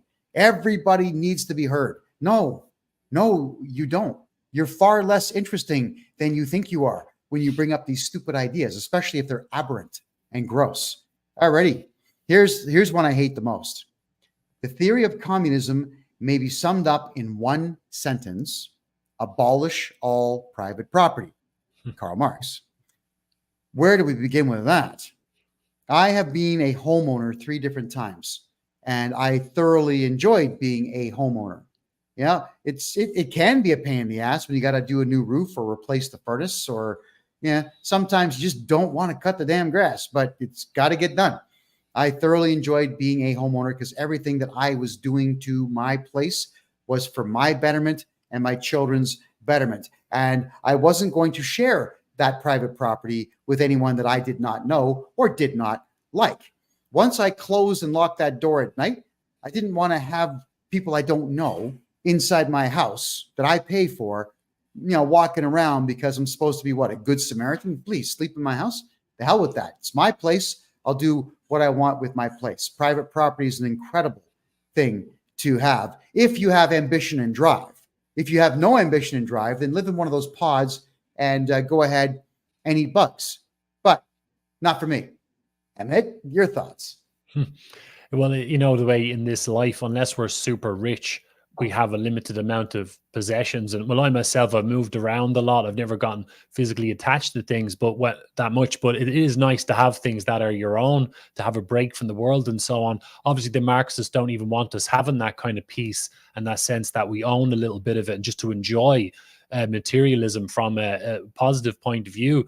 And as I was saying, because they believe that the bourgeoisie needed to be taken out by the proletariat, private property was the root of all evil, because people that's how the bourgeoisie got their wealth, was through inheritance. So private property needed to be abolished. It was the root of all evil. It was where all the oppression was coming from. And even today, now, Kevin, in Ireland, they're trying to push these co-living ideas, and they're trying to alter the Irish constitution. They're trying their best to confiscate private property from people and saying, oh, there's a housing crisis and we have all these migrants. Rather than stop the migrant flow, let's put the migrants into all those empty bedrooms in people's houses all over Ireland, particularly the rich. So, they're psychos. You can't even have your own private property and so on. They're trying to encroach on it and take it from people all the time. And, you're one of your expertise areas is tax and taxation and so on. That's another example of how the communists advocate for taxation. They're the ones who brought in the idea of the progressive income tax and the central banking system as well, by the way. All different planks, the Communist Manifesto. They have this obsession with taking private property away from people and trying to get control of all that wealth. Yeah. When I was a homeowner in the city of Mississauga, as an example, I went out of my way. I worked really hard to be able to afford the place, first off, but also secondly, to find it. I looked at probably 50 plus properties before I found the house I wanted. Ended up with a nice corner unit. It had about 120 feet of grass all the way around the front. It was a lot of work to cut it, but once it was cut, I could throw a lawn chair out there and just enjoy it. It was mine. That half an hour of sitting that I did. I own this. I earned this. It's mine. I'm proud of this. And when you've got a guy like Karl Marx saying that I should not aspire to own, I should not be proud of it, and if I do have it, I have to share it. A guy like that can go straight to hell. I'll never agree with that, and I'll fight you tooth and nail. Break into my house, I'll kill you. That's just how that is. It's mine. It's not yours. Now, here's one that's crazy, and it's kind of contradictory to some of what this guy has said also. He absolutely hates capitalism. He hates it, despises it, or so he says. But then he cooks this one up. This is Karl Marx. Catch a man a fish and you can sell it to him. Teach a man to fish and you ruin a wonderful business opportunity. Well, that's exactly opposite capitalism bad. That's exactly opposite. Kill your employer. Don't give them your time. Don't give them your effort. That's exactly opposite everything in the Communist Manifesto. Wow. Well, he has a point, I guess. That is exactly how our education system in Canada functions. Kids, by the time they're out of school, after 18 years, they don't know how to balance a checkbook, ask for a bank loan, shake hands with a potential employer, tie a necktie, find a job, manage a household, get a mortgage. What is a mortgage? They don't know what money is. They have no idea about the stock market. They know nothing about anything that will help them. But they know fractions, and they know long division, and they know that white man bad killed red man, took his land. They know that. That's all they know. Complete waste. So he's right. If you teach those kids how to be free thinkers, they'll run the country before they're 30. Your thoughts? Yeah, the whole influence thing and about being self-sufficient is something I write about in the book. There's a section where I break down the universities which need a massive overhaul, to put it politely. We need to detoxify those big time all across the West. And I listed a lot of the university courses that are being taught in Irish universities, and like gender justice, 4-year gender justice degrees and all this bullshit. So again, because the ideology has those anti-capitalist undertones, regardless of what Marx said there, you look at the effect of the ideology, it's not teaching kids self-sufficiency at all. Not only is it not teaching them useful skills to allow them to go and out and help the economy and have fulfilled lives and so on, it's brainwashing them into being activists. So it's a double win for the ideology when all these activists are coming out promoting Marxism of all kinds, but they don't have any practical skills, and they're not contributing to the economy, which has a negative effect on the economy. Therefore, it's an attack on capitalism. So again, the ideology just causes destruction everywhere it goes and brings everything back in to serve itself in the end. Okay. Next, if you can cut people off from their history, they can be easily persuaded. Karl Marx. True. We covered that also with the culture. So if you cut off people from their own culture and their own history, you tell them whatever you want, and they will do it. Your thoughts? Well, it's an example I can give you in Ireland, which I'm struggling. The Irish, they struggle with a lot of the things I throw at them because there's a lot more brainwashing than people realize, I think. But in Ireland, the cause for Irish freedom traditionally was about rebellion against the empire, right? Whereas I've argued that Ireland is very similar to the African countries you talked about earlier, even though it's Caucasian, in that it was under the control of a European power, in this case, Britain, and it wanted its kind of freedom from it. And Marxism, basically, Marxist thought is against imperialism. It's a new type of imperialism itself. And the Irish people, you know, the whole thing of controlling the historical narrative, people in Ireland are so brainwashed with Marxism that they're struggling to separate the cause for Irish freedom away from Marxist thinking, which is why they're struggling to absorb my message, because Marxism has done a good job of co-opting Irish history and saying it was all about, you know, rebellion against the empire and getting freedom from the horrible British and what they did.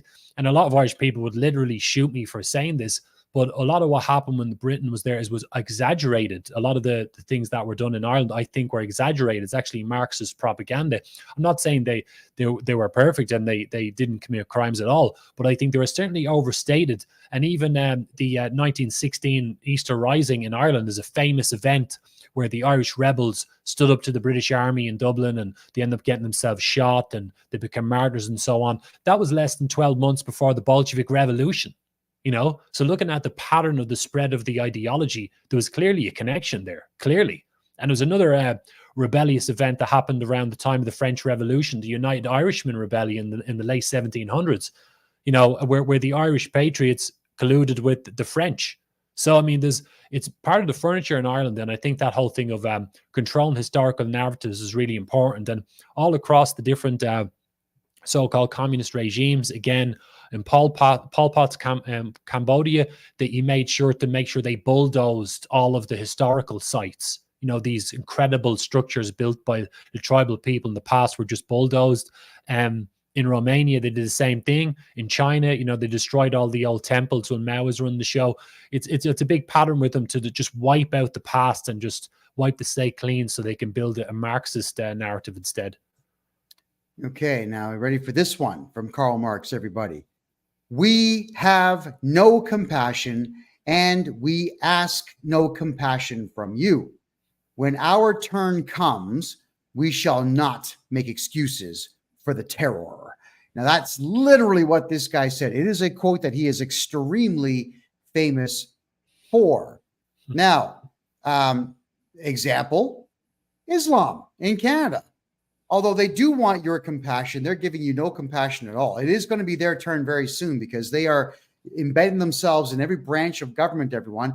The Muslim groups in Canada are following this Marxist guidebook right to the letter of the law. You're going to pay for it dearly because the terror will be mandated by law. And for those of you who, I guess, ignored me, understand this, that when Sharia law is the law in Canada, because these Marxist idiots are helping them get there, your 6-year-old daughters will be legally up for grabs to be marriage material to some dirty, smegma-filled, loser, brown male. And there won't be anything you can do about it. All right, think about that. Emmett, your thoughts? Yeah, this is a great one, and it's in the book as well. And it was where, to tie into what we were saying earlier, it's the part of the book where I talk about the importance of generating that aggressive energy and using force against them, by building up nationalistic sentiment, which is all that's ever worked against them historically. And as Marx said, I'm like, when the man says something, when Marx says something, we should listen, because he's really setting out the stall of what they're like, and he's one of their prophets, and that's why they're carrying out his ideas and his mandate pretty much. So he's pretty much saying, we're not going to have any mercy for you when it comes down to the crunch. So I'm saying this to Irish people all the time. Why would you have mercy for someone who's literally stated their intentions clearly that they want to kill you? It's not noble to turn around and say, yeah, but we don't want to be like them, and we want to be compassionate and nice and all that. No, they've literally given you permission to take the gloves off, and they say they're not going to have any mercy for you. And we talk about this in Ireland all the time, and you've talked about it as well, what happens in your personal life and the way you've had to move around and what they've kind of done to try and silence you and stuff. In Ireland, it's the same thing. They will do all they can to suppress you, and if they can, they would kill us. They would kill people like me if they had the choice. So I always use that quote as a great example to try to condition people out of that sleepy mess, that they're in, of being too nice towards the enemy. You can have no mercy when it comes to these third world trash heathens that are in your country right now. None. They're running around all over Europe right now, stabbing white people because it's fun, and they make videos do it. They actually put the videos on their own social media. And for some reason, communist manifesto adherents like Mark Zuckerberg will leave that kind of violence up on their channel, but will take down our channels when we say, hey, that's not good. Oh, how dare you say it's not good that a black man stabbed a white man? And these are all white people doing this on these social media platforms. All the censoring is being done by whites against whites to allow this trash, this violent, disgusting vermin killing us in our own countries. Yeah, I'm not into this, guys. Sorry. Yeah. Yeah, this Marxist. Sorry. Yeah, you go ahead. I'm getting pissed off looking at this Marxist crap. Go ahead. You're up. Yeah, it's well, again, it's like if people, hopefully it doesn't have to get to the stage where people are literally being physically attacked themselves before they realize that there's no choice but to fight back. And, this has been going on across Europe for decades now. I mean, Sweden started to become severely rotten. I think it was over 20 years ago, people in Sweden were talking about what was happening there. And people say in Ireland, over the other side of the continent, because the wave has kind of moved slowly west. And in Ireland, people still are a bit humming and hawing about getting nasty and so on. It's really, that sleepiness we talked about. Yeah. Okay, everyone. So just, I guess, smarten up. But I can say this, and this is another prayer. Here's what I'm hoping. All these white Marxist politicians in Canada and the United States, when these immigrants, these disgusting creatures that you're bringing into the country and telling us that it's good for us, I hope when they start raping, it's your children that they rape. So at least then you're learning the lesson that we've been trying to teach you with our words. they'll teach you with their actions against your family. That is when things may begin to change a little bit politically. It's not until. That's the problem. So yeah, it's going to have to be a lot of death, a lot of killing, a lot of everything. A lot of people are going to have to lose everything and be in a position where they have nothing left to lose. That is unfortunately when people become dangerous, when they have nothing to lose. So try your best, everyone, to not get to that point. You know, it'd be better to fight while you actually have a comfortable bed to sleep in, but you won't. We know that. All righty. This is also another terrifying statement that Karl Marx made. When the sufferers learn to think, then the thinkers will learn to suffer. Now, the issue with this statement, especially for guys like me, like you, Pastor Artur Pawlowski, Pat King, Chris Sky, Tony Olenek, like we saw earlier in the show, we are thinkers.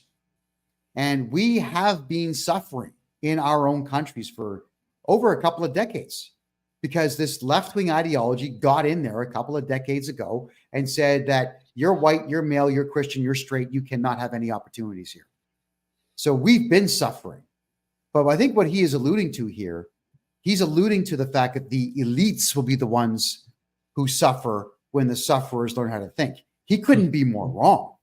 Nobody's going after the Rothschilds. Nobody's going after the Rockefellers. Nobody's even going after the politicians. So he got this one very wrong. But let's get your thoughts. Yeah, well, you know, that's part of the way Marx's dichotomal thinking, where you kind of split things into two, and the oppressor versus the oppressed. And he was always trying to generate that revolutionary hatred between the proletariat and the bourgeoisie. And I think that's what he was getting at there. And, you know, because he's hoping that, so he's pretty much insulting the proletariat by accident there, by saying that, in a way, by saying, patronizing and saying that they were suffering, but they weren't thinking. Now they're going to learn how to think. So, you know, again, he knows what's best for the workers. But yeah, it didn't never materialize the way he kind of suggested anyway, you know, that the workers never rose up and overthrew the bourgeoisie. And that's why Lenin and people like it had to come along later and modify the theories, because Marx got a lot of things wrong. Yeah, he got enough wrong that his theories were bastardized into something that's incredibly dangerous. We've now seen the end result of all these years of dangerous thought processes just like this. And that is why freedom of speech is so important, because guys like you and I should be able to discuss our very good ideas and encourage people to be better, stronger, fitter, faster, smarter than the trash that's coming in to kill us. The last capitalist we hang shall be the one who sold us the rope, Karl Marx. All right. Well, that one seems more sardonic than anything else, but let's get your take on it.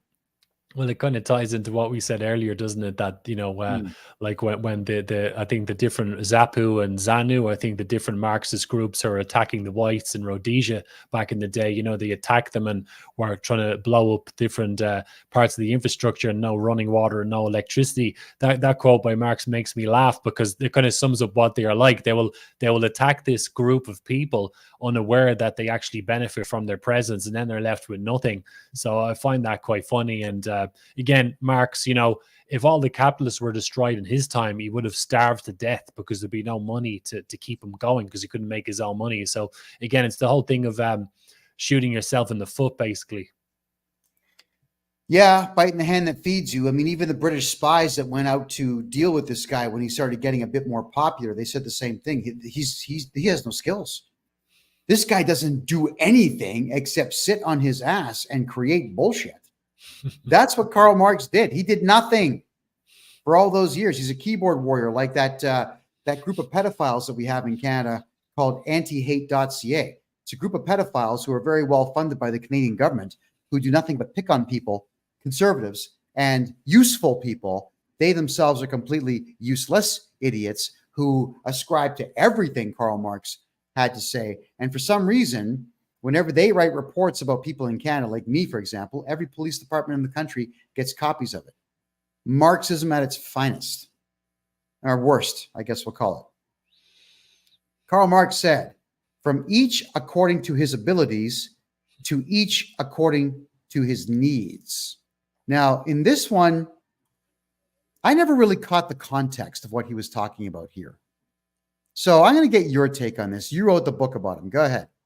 Sure. Well, actually, even though he did popularize this phrase, I think he came from one of his papers, comments on the Gotha program or something like that. I can't remember the year, but I can't remember the source. But he kind of plagiarized off someone who came earlier. I don't know if it was Hegel, and I'm ashamed to say it's in the book, but I can't remember. But basically, it's obviously we've heard of the more popular terms nowadays, like so equity is going around. The Marxists like to use this word nowadays rather than use equality, because they've been exposed so much. They're trying to change the language a bit to again confuse people and obfuscate their intentions. But it's down to the idea of social equity. So Marx believed in this utopia, the communist, hypothetical future utopia, where people worked as much as they could or felt like they wanted to work, and everyone else magically just got all the goods and services that they needed. So from each according to his ability, to each according to his needs, is Marx, harebrained ideas about how an economy should work. There would be no private property. The state would control everything on behalf of the proletariat. Well, to be clear, there wouldn't be a state in the future. It would magically, the proletariat themselves would run it. It was all silly fantasy stuff, but that's basically what it is. It's the idea of social equity and kind of so an equal outcome, where everyone kind of just gets, what they feel they need, and there's no hierarchies and there's no wealth and so on. I had this debate. I remember when I was working for Hewlett-Packard back in 1996 in the United States.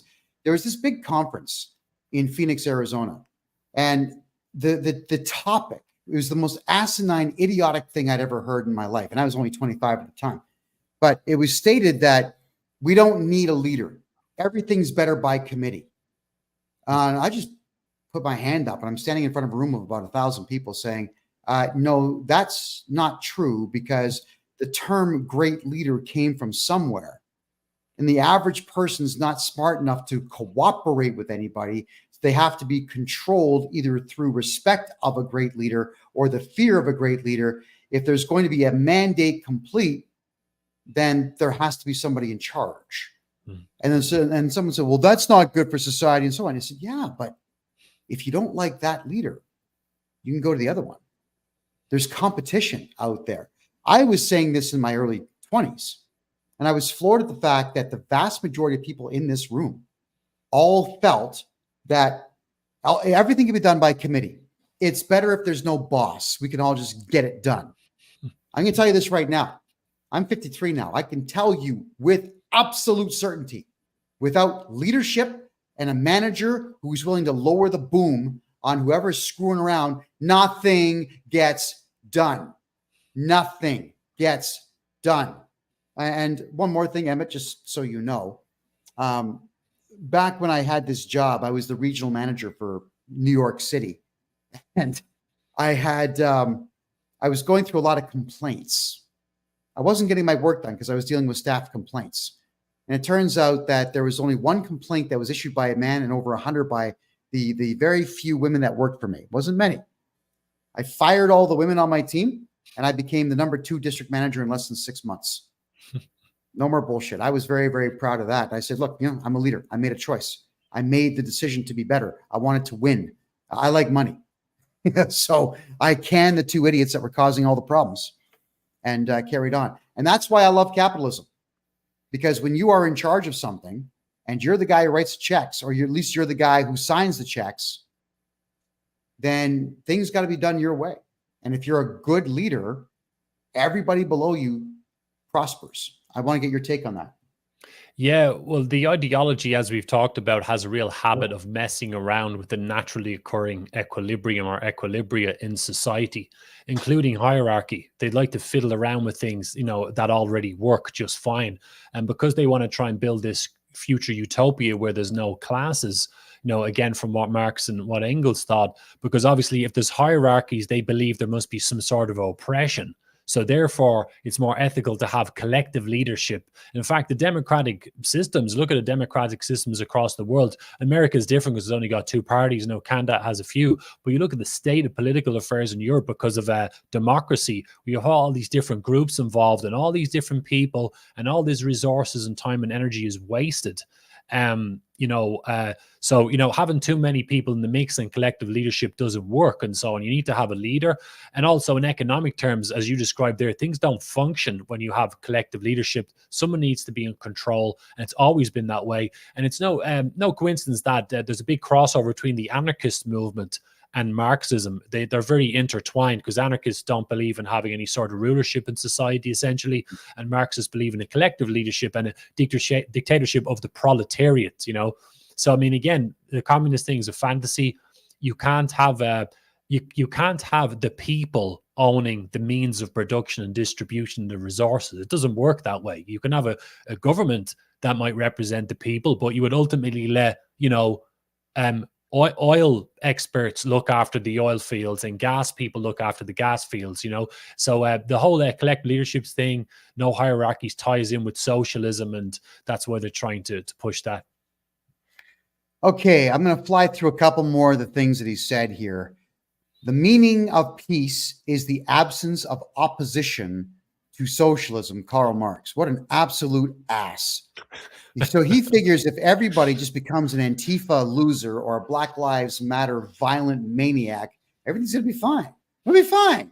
Let Antifa run the show. We already saw this with the township of Chaz. Remember that? They tell Trump, don't you dare build a border wall protecting America from Mexico. But then they built a border wall to cordon themselves off inside of Seattle to run Chaz. This is their own country. They weren't very happy people. I'll tell you that. They were begging for food and coffee and electricity by about the fifth day. So let's get your take on it.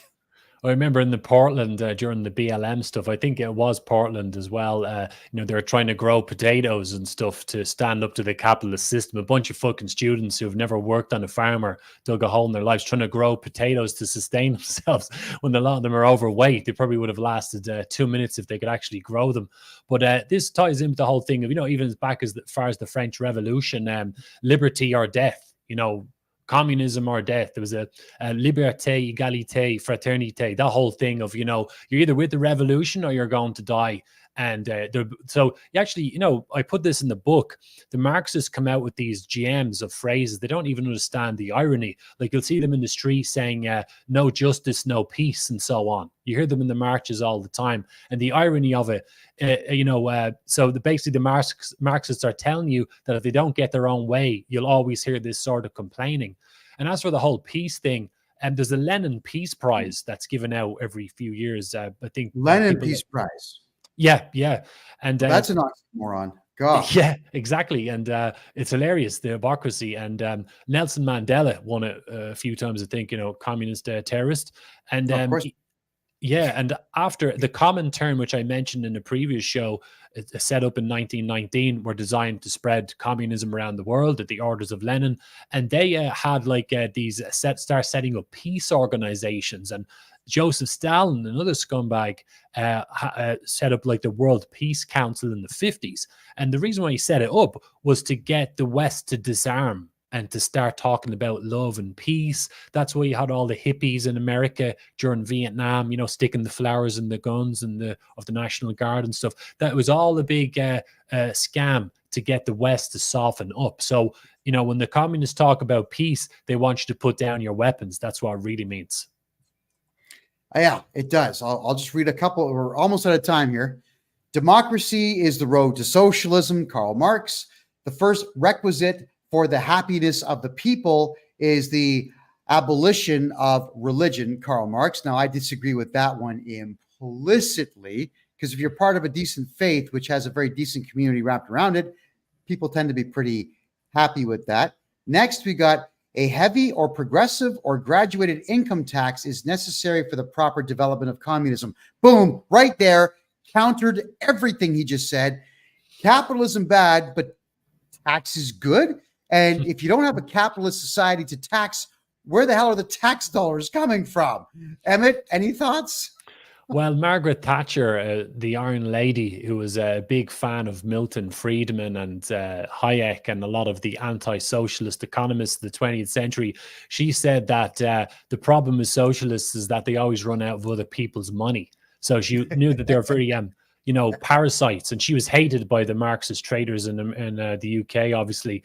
But this is typical of how they work. I think the first 4 or 5 planks of the Communist Manifesto are all about theft, essentially, and taxation. So Marx, was a big fan of punishing people based on their wealth. And actually, I don't know if you're aware of the man, but you'd really like his work, actually. Thomas Di Lorenzo is one of my favorite economic analysts, and I feature him in the book when I break down socialism. And he was saying that, they have this obsession with destroying wealth and to eliminate the middle class, particular with taxation. And this was part of the whole stealing thing. So any sort of profits are immoral. They shouldn't be. So therefore should take, but obviously it doesn't make any economic sense. If you punish people who make money and who contribute to the economy, they can't contribute anymore, and the economy starts to collapse and everybody ends up with nothing. And some people speculated that this is why he wanted it, because he really wanted death and destruction. When you destroy all the wealth, you end up with the workers. Everybody suffers in the end. So it's just more destruction, really. Then he goes ahead and he says this, which also seems very counterintuitive to everything else he's been talking about. Under no pretext should arms and ammunition be surrendered. Any attempt to disarm the workers must be frustrated by force if necessary. Well, Karl Marx, you alcoholic wife-beater loser, which is it? Do you want communism, which needs a heavy-handed government to implement it? Or do you want to kill the communists who are trying to implement communism? You can't have it both ways. This guy truly is an idiot. Your thoughts, Emmett? Well, this is the double standards again. So when they're running the show and Marxism in charge, no one's allowed to have any weapons and guns but them. But when they're the rebels and when they're trying to fight against the system, all of a sudden, they should have the weapons and they're fighting the great revolution. Like the IRA in Ireland for years when they went Marxist, they were gathering all the guns, and there was Americans supporting the Republican movement in Ireland, thinking it was a good thing, but they're just being hoodwinked out of their cash to support these Marxist terrorists so they can go and shoot British soldiers in the streets, etc. And the 20th century is full of all of that, of the Marxists trying to get their hands on the weapons. But when they actually run the show, there's no more guns. And actually, Lenin said it himself. I think it was, I don't know, it was before or after the Bolsheviks came to power. Maybe it was during 1917 at some point. But he said something like that, I think it was something, paraphrasing, was something to do with voting to get into power. But once we're in charge, then, we switch to the weapons, basically. So use the democratic system to get in power, and it's all peace and nice. But once you're in charge, out come the weapons.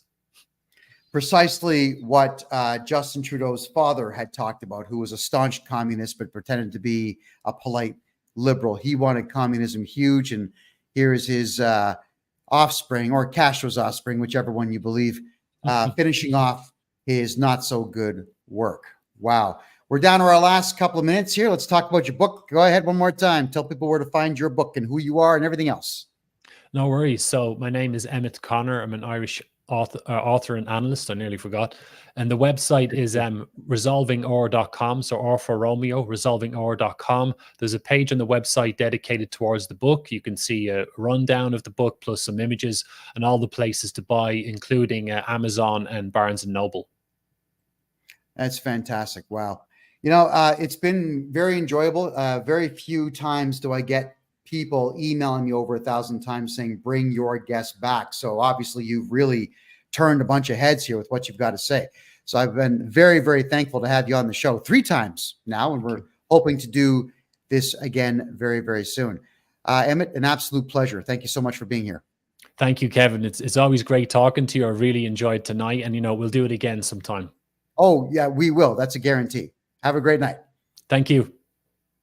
Emmett Connor, everybody. Wow, he's done his research, and this Karl Marx guy, he frightens me. When I went through all of the history of Karl Marx and read his ridiculous book, The Communist Manifesto, I was worried because I could see just how much of it was in the Antifa groups out there and Black Lives Matter. Please, parents, keep your kids away from these groups. They are dangerous because they are that stupid. We'll see you soon, everyone. My name is Kevin J. Johnston. This is the Kevin J. Johnston Show that runs every Tuesday now at 9 p.m. Eastern Time. And this will be the Thursday slot for the Real Estate and Money Show. Again, 9 p.m. Eastern Time on Thursdays, right here on freedomreport.ca. I love you all, and good night.